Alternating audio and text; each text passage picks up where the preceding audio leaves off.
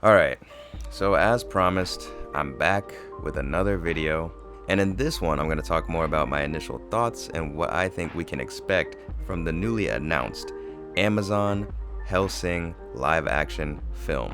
So in the last video I mentioned that the writer of this production is the same writer of the John Wick films.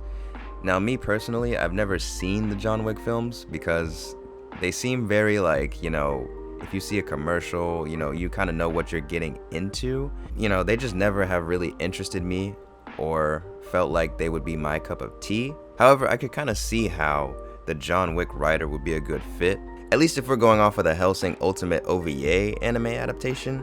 I think it's not that complex in terms of the story and the writing. I think what really makes people fall in love with Hellsing, I think, is the overall atmosphere, the characters, the badass fight scenes, the art style, and just the overall aesthetic of the dark, creepy vampire lord Alucard himself. I mean, the amount of epic moments that happen in that anime are insane. And I think what really makes them epic is the fact that, there's this really insanely beautiful art style, this dramatic buildup, this violent, gory execution, and just everything that kind of surrounds, a horror vampire anime is done correctly, but it's like turned up to an 11.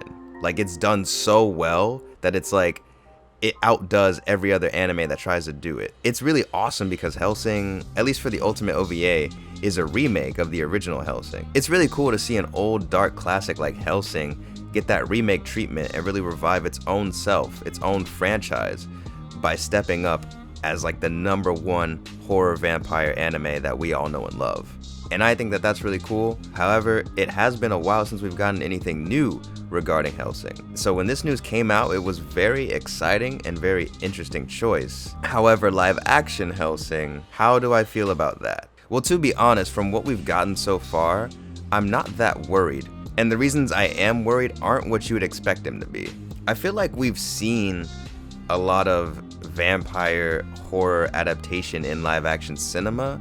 We've got movies like Van Helsing that I think a lot of people do enjoy, especially for its time. And since then, special effects and CGI have advanced so much that I don't think a live action Hellsing movie would be in trouble in terms of suffering from that kind of issue. So as long as the project has a good budget, I think we should be okay in terms of the visual style. And as I was saying before, I think the writing is actually in an okay spot because even though I haven't seen the John Wick movies, what I get from those movies is that, they're very fun, there's a lot of badass moments, and it's a very, standoffish kind of feel, which I think could easily translate into Hellsing. And that's why I think in terms of the writing, this is actually a pretty good choice. Because again, I think the essence of Hellsing is in that badassery, is in those fight scenes, is in those characters that we know and love. And they're very dark, but they're also very, powerful. They feel the need to want to prove themselves and kill each other. And, they have that kind of same vibe, you know what I mean? So I think choosing the writer from the John Wick movies isn't a bad decision at all. And when you look at all the different producers that they're bringing on board to this project, it's actually pretty reassuring because one of the main issues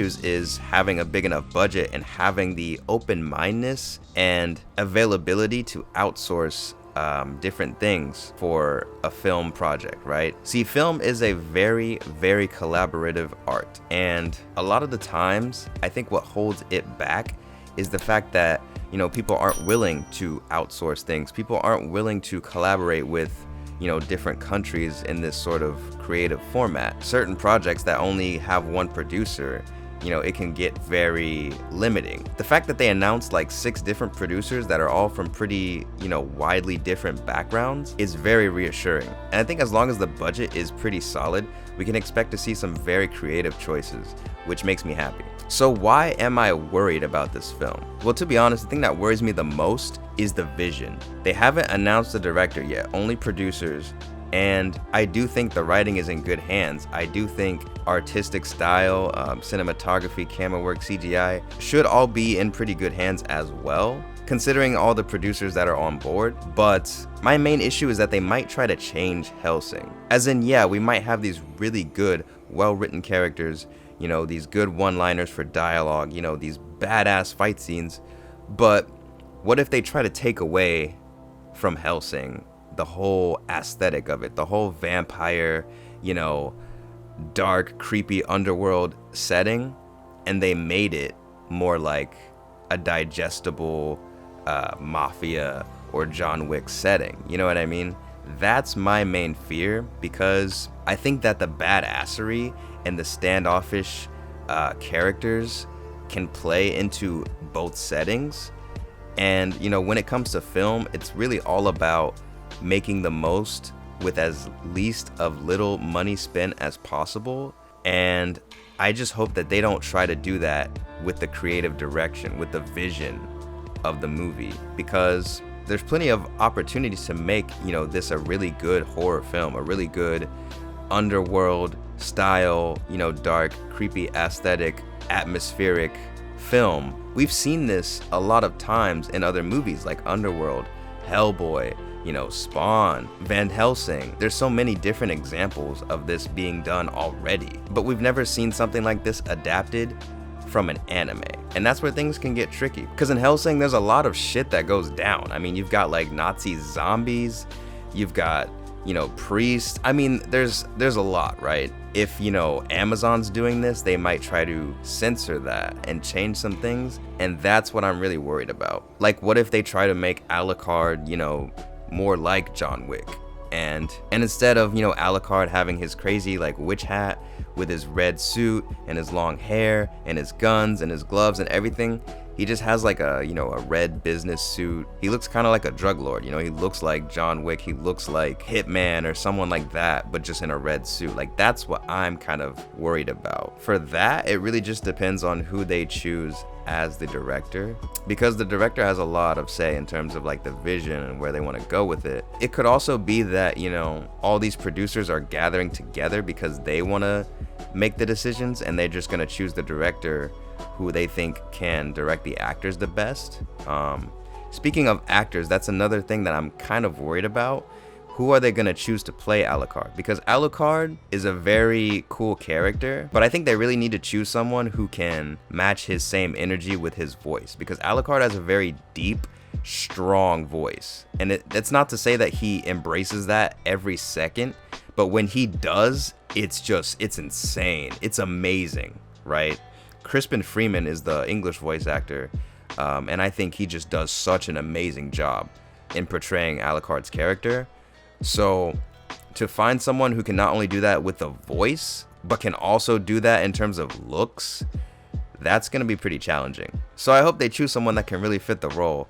I'm also thinking about Saris Victoria's character, but I don't think she would be as hard to cast, because Saris's character definitely changes and goes through a lot of development, but her initial like design and archetype I don't think is too complicated or too hard to search for in terms of finding someone who could portray that. I think the last thing that really kind of worries me is the fact that it's being made by Amazon, because when you think of Amazon and their original movies and original TV shows, honestly I could barely name you any of them that slap. Like, the only one that comes to mind is literally The Boys. That's it.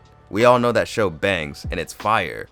But like, other than that, the reason why I've never even looked through Amazon's catalog is because it's like, why? Like, what reason is there, you know? All the stuff that they have on there, you know, it's already been made, or it's an unoriginal from them. But the stuff that they have on there that's made from them, like I said, other than The Boys, I could name you any. I'm not even gonna lie. And you know, with something like Netflix, even though Netflix has had its ups and downs, they still had a lot more shows and series and movies. So they kind of have that trial and error data where it's like, okay, they know this banged, this didn't bang, let's try something with this for the next one. Whereas Amazon, like I said, the only show that bangs is The Boys. So I mean, if they ain't coming out with the hard, full-on big budget for this film, then, you know, I don't know. I think it might just end up being half-assed. And if that's the case, fuck. We're in trouble. So yeah, that's really all I had to say for this one, guys. Thank you so much for watching. I hope you enjoyed it. Please leave a like, subscribe if you haven't already, and hit that bell to stay tuned for more anime live action content. Until then, I'll see you guys in the next one.